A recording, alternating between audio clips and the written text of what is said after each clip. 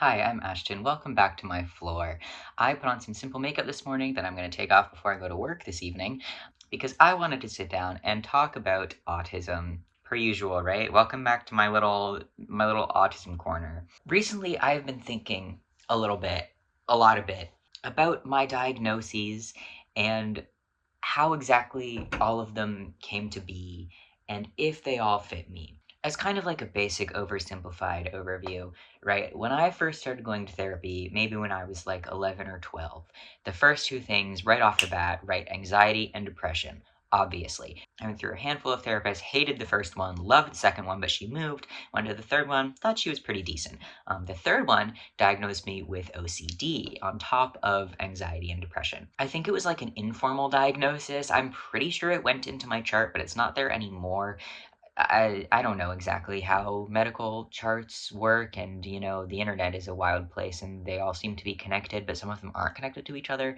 So OCD is not on my chart anymore, but it was for a time. I've talked a little bit about OCD online before. You won't find those videos anymore because I unlisted them all kind of in preparation for this video. I went through my old videos about OCD and listened to myself talk about what I thought having OCD was like for me. And just the more that I have reflected on both my past therapy sessions and my own presentation of supposed OCD symptoms versus my autistic traits, the more that I kind of think I don't have OCD.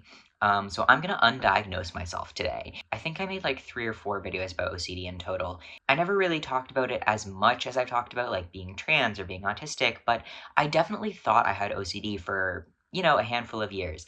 But the more that I've learned about OCD and the more that I've learned about autism, the more that I'm like, I just don't think I have OCD. I think I just have autism.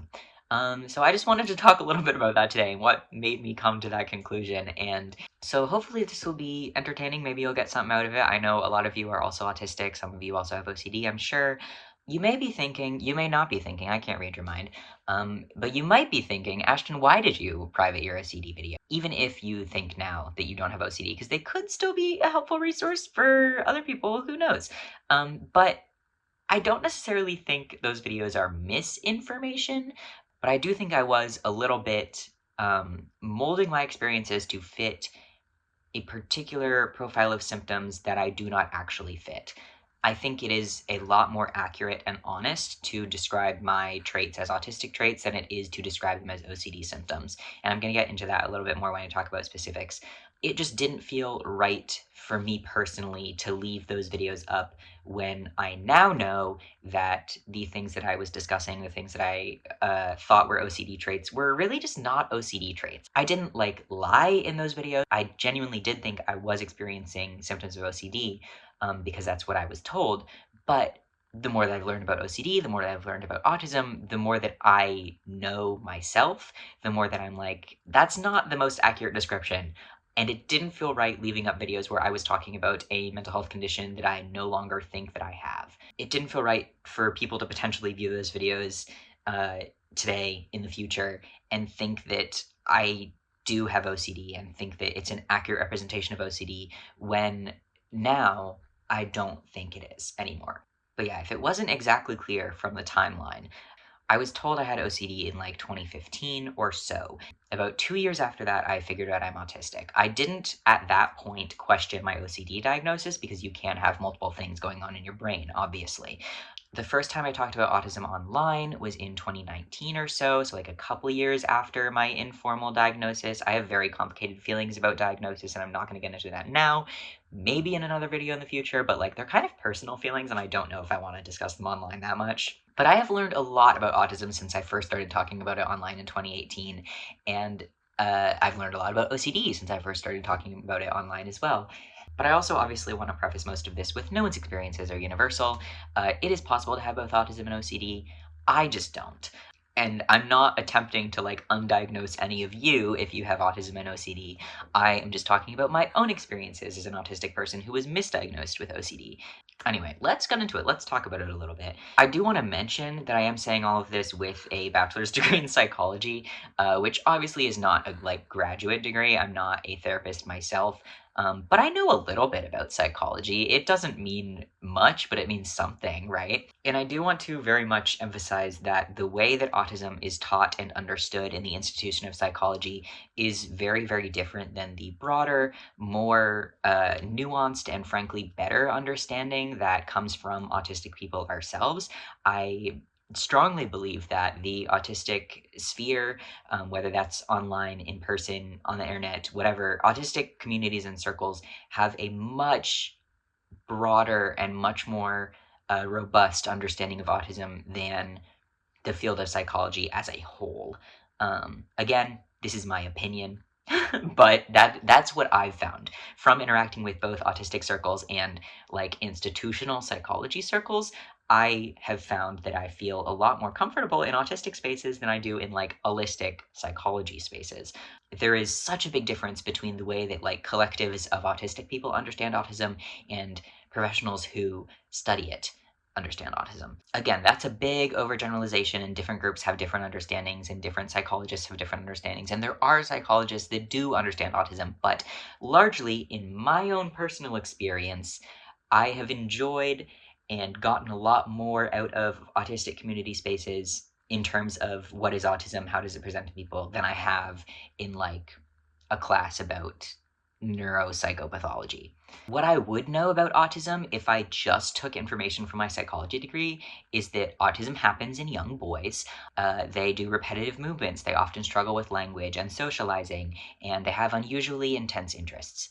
That's pretty much what was covered in terms of autism in my psychology classes in my 4 years of studying psychology, which maybe isn't surprising, but it does kind of suck.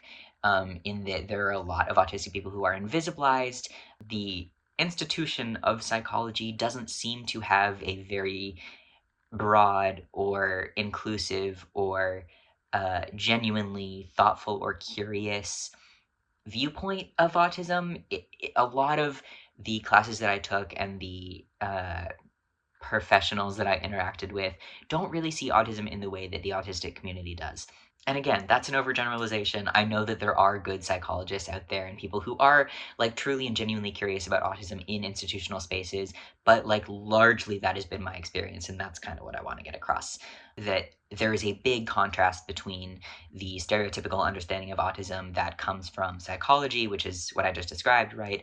And the things that I have learned about autism from autistic people and autistic circles and autistic communities, which is more along the lines of like, if you've met one autistic person, you have met one autistic person. There are a lot of overlaps between different autistic people, but we all largely have different challenges and strengths. We all have different profiles. The types and amounts of support that different autistic people need varies widely.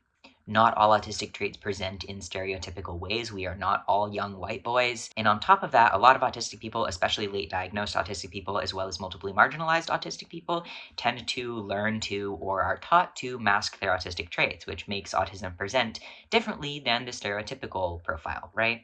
None of that was taught to me in psychology classes. I have learned so much more about autism from autistic people than I have from the holistic people that are trained to teach about it.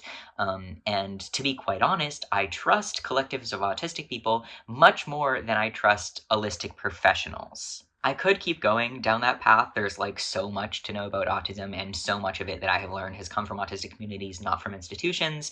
But my point is that many therapists, people that are traditionally trained, don't necessarily know about every nuance of autism, let alone the nuances of later diagnosed autistic adults or low, medium support needs autism. A lot of the institutional knowledge and research on autism focuses on stereotypical presentations of autism. Obviously, this is not universal. Nothing is universal. So many therapists, so many psychologists don't know much about autism beyond the stereotypes that they are fed in school. This is not to say that there aren't autistic or well-informed holistic therapists and mental health professionals out there. There absolutely are, and I'm not trying to minimize or ignore that, but that does not erase the fact that many of the people that I've interacted with as a patient have not understood autism. And therefore, it is not shocking at all to me that when I went to therapy, my mostly masked autistic traits were interpreted as an OCD profile rather than someone who is masking their autism. The consensus that I've seen from a few different resources, and I'll link some stuff down below if you want to look further into this for yourself or like for the specifics of stuff, but it is, of course, possible to have both autism and OCD, and in fact, they co-occur relatively frequently. However, it is also true that autism, especially masked autism, can be misdiagnosed, and OCD is one of the possible things that it can be misdiagnosed as. Why is that? If you're autistic and/or you have OCD, you may have a lot of anxiety, you might have a high degree of perfectionism. Stuff like skin picking and hair pulling is common in both groups. Both groups tend to have addictive personalities, get addicted to things easily. Both people with OCD and people with autism tend to stick to routines and rituals. They like to do things similarly all the time and repeat things in particular ways. Both groups may withdraw from difficult situations, whether that's social situations or uncertain situations, in a variety of ways in order to avoid, whether that's to avoid conflict, avoid intrusive thoughts, avoid having to act out obsessions or compulsions, or avoid uncertainty, or avoid schedule changes for many autistic people. There are a lot of things that kind of exist in this overlap of autism and OCD, which I think is kind of where I was caught, where when I went to therapy and I presented with like a lot of anxiety, a lot of perfectionism, very repetitive behaviors, a lot of avoidance of uncertain situations, my therapist was more like, oh, this is OCD, and not like, oh, this is autism. OCD is maybe a simpler explanation for a lot of those things, especially if you happen to get a therapist who doesn't understand masked autism traits very well. There are also obviously differences between OCD and autism, and I tend to fall on the autistic side of those differences, but if you get a therapist that doesn't know the distinctions or only sees the overlap or doesn't understand masked autism traits as masked autism traits, then it makes sense that you'd be categorized as someone with OCD. So as I mentioned, kind of in preparation for the video, I watched a couple of my older videos on OCD, and I picked up a few things that I want to talk about more in depth now with my like updated knowledge and my understanding of myself as an autistic person and not as someone with OCD. The first thing is dermatillomania. I have talked about dermatillomania and having dermatillomania and BFRBs, body focused repetitive behaviors in general before on this channel quite a handful of times, and at first, when I talked about it with my therapist, I definitely thought that my dermatillomania was related to having OCD.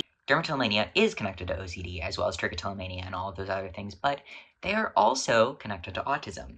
And from my understanding, repetitive behaviors in OCD are oftentimes tied to obsessions. Compulsions and obsessions are tied to each other, right? Obsessive compulsive disorder, they're connected. From my understanding of OCD, what happens generally is that obsessions kind of funnel into compulsions.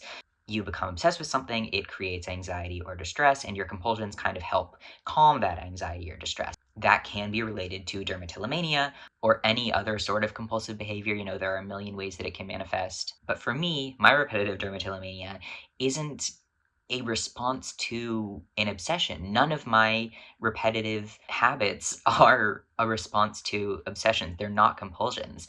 They're me stimming. They're me trying to regulate my sensory environment. They're me trying to always have something to do with my hands. It's important for my body, for me to feel okay, for me to always be stimming. That's just the way that I exist in my body, and that's not due to obsessions. It's just not. But it's hard for a therapist, I imagine, to distinguish between whether or not a repetitive behavior is due to a obsession or whether it's just stimming. I see why that would be a difficult distinction to parse because you can't look inside someone's brain. You can only understand what they're doing through what you understand about. Because I couldn't tell my therapist, I do this because I'm stimming. I didn't know. Uh, she saw repetitive behaviors in me and she was like, that is probably an OCD thing. Because it's easier. It's easier to have an explanation, right? Than to just be like, well, could be OCD, could be autism, I don't know. In OCD, repetitive behaviors are tied to compulsions. They're tied to obsessions. In autism, repetitive behaviors may be tied to obsessions if you also have OCD, but if you don't, and you are just autistic, repetitive behaviors are more tied to stimming, they're more tied to routines, and that's much more accurate for me personally. I don't think that my repetitive behaviors that were seen as OCD traits are actually OCD traits. I think it was misunderstood autism, to be honest. And it's been kind of weird, to be honest with myself about that, because for years I did think I had OCD and I understood my repetitive behaviors as symptoms of OCD. But like looking back at it, it makes so much more sense that it's not, because I never knew what exactly my compulsions were. I didn't really have obsessions, and that's because I don't have OCD. I'm just stimming. Another autistic trait that is very prevalent in myself is needing like a very rigid schedule. I do the same thing every day. I like to know what I'm doing ahead of time. I hate when plans change. And that's a very autistic thing, but it's also kind of an OCD thing. Let me explain to the best of my ability. One of the things that my therapist understood as an OCD symptom in me was like avoidance of things. I didn't leave the house much. I still don't. I don't like my schedule to change if I don't have like control over it. I want to know when something is happening in as far advance as I possibly can. I like to have an itinerary. I like to know what I'm eating. And I think when I was younger, that was interpreted as avoidance of uncertainty, not liking things changing because it could impact obsessions or compulsions. But I didn't have obsessions or compulsions. I just didn't like things to change because I'm monotropic, right? Having the same like routine and schedule and way of doing things is very soothing for me in an autistic way, not necessarily in an OCD way where I'm trying to avoid triggers for compulsions. That's unrelated. Hello. As I'm editing, I had another thought that I just wanted to bring up and kind of shove in here. But another, symptom or trait of autism that is very prevalent and necessary for the diagnosis and discussed a lot, as it should be, is the social quote unquote deficits that autistic people have, or social differences, as many autistic people would prefer to say. And I don't talk about that in this video because it's not really related to OCD. Having social differences is not in the OCD diagnostic criteria. I was also, however, diagnosed with anxiety, and oftentimes specifically it would be discussed as social anxiety, which is very common for autistic people to have a secondary diagnosis of or a pre-existing diagnosis of. Autistic anxiety is oftentimes misunderstood as social anxiety.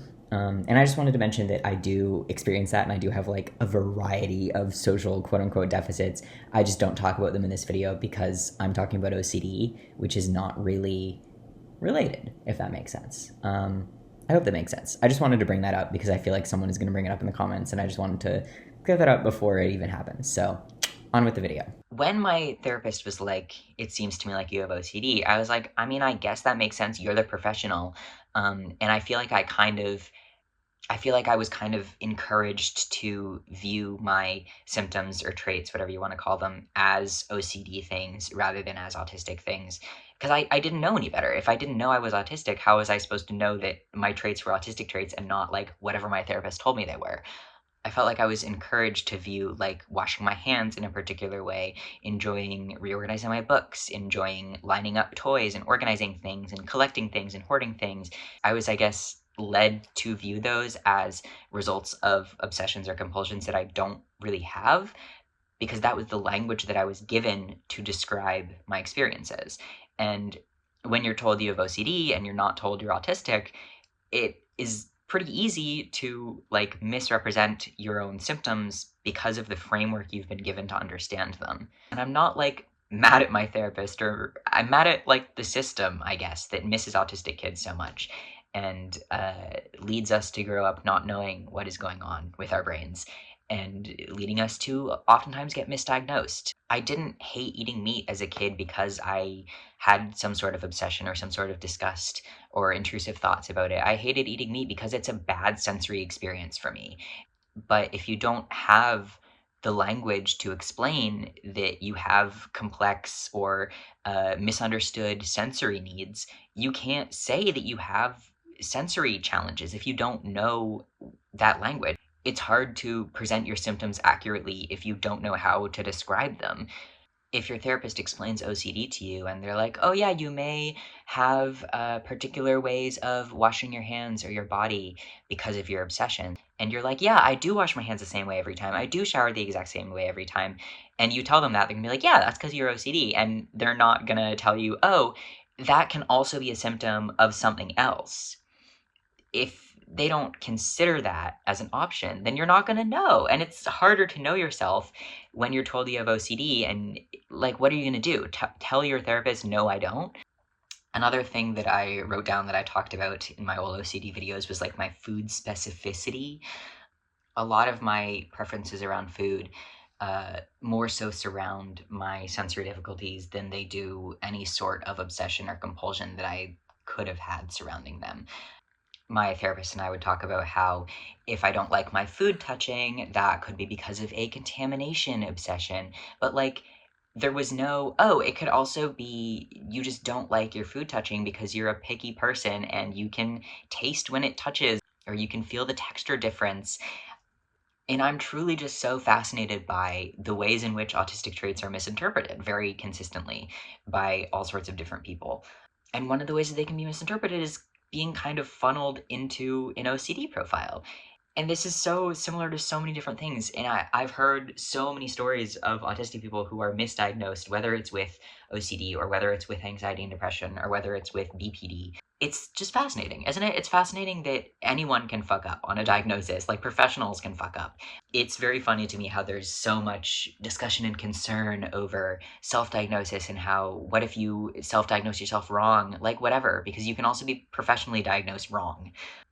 Anyway, I know I'm not the only one who has been through this like misdiagnosis pathway and figured out that they're autistic through having multiple therapists be like, oh, you have this and this, and oh, you have this and this, and then eventually finding out that you're autistic and being like, that makes the most sense, and everything else was really just a way to get here and figure it out. So maybe this video was relatable to some of you. Maybe some of you are like, Ashton, it literally does not matter. I don't care how you label yourself. If you're autistic and you have OCD, I would love to hear from you and maybe how your experience differs from mine. If you're autistic and you have been misdiagnosed in the past, I would love to hear about that as well. I love talking to autistic people. It makes me feel so much less alone because so many of us share so many experiences and it's truly just like wild. Would love to know if you relate. Would love to know about your experiences. Always love to hear about it. Goodbye, comrades. I hope that you felt reflected, maybe, by me, and that you know who you are and have figured it out in whatever way that you have. Wear a mask. Free Palestine. I will talk to you later. Maybe.